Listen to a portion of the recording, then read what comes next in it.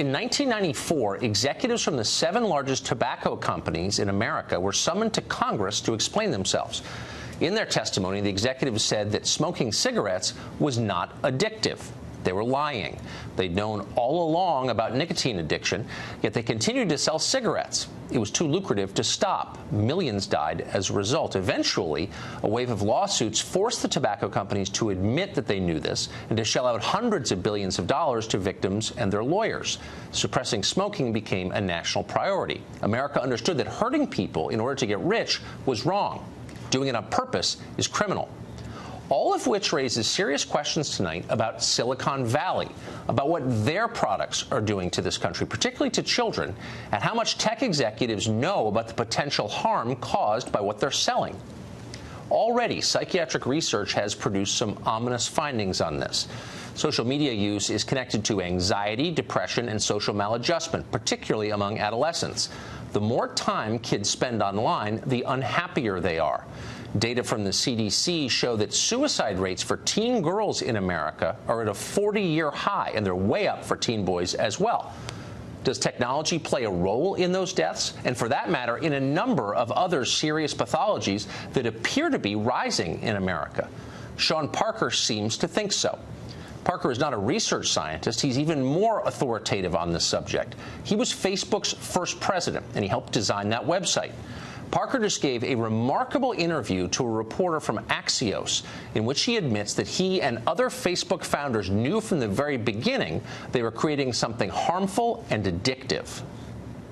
We need to sort of give you a little dopamine hit every once in a while because someone liked or commented on a photo or a post or whatever. It's a social validation feedback loop. It's exactly the kind of thing that a hacker like myself would come up with, because you're exploiting a vulnerability in human psychology. And I think that the inventors, creators, and it's me, it's Mark, it's Kevin Systrom at Instagram, it's all of these people, understood this consciously, and we did it anyway. This is a bombshell. Imagine if the Sackler family, makers of the painkiller OxyContin, admitted they knew their product was likely to addict millions of Americans to opiates, but, quote, did it anyway. Now, that's pretty much exactly what happened with OxyContin, by the way. But so far, the Sacklers have been wise enough not to say so in public. Sean Parker isn't quite so guarded. In his conversation with Axios, Parker repeatedly describes Facebook like an addictive drug, which, of course, functionally it is. When he and his partners designed their product, Parker says they kept one question in mind, quote, how do we consume as much of your time and conscious attention as possible? The answer they found was with a steady stream of dopamine hits to your brain in the form of likes, comments, and new posts.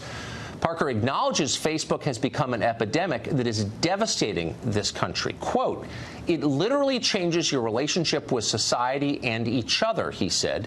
God only knows what it's doing to our children's brains. Let that sink in. Imagine how you would feel if you actually believed you had injured the brains of millions of children. Sean Parker does not seem especially concerned by this.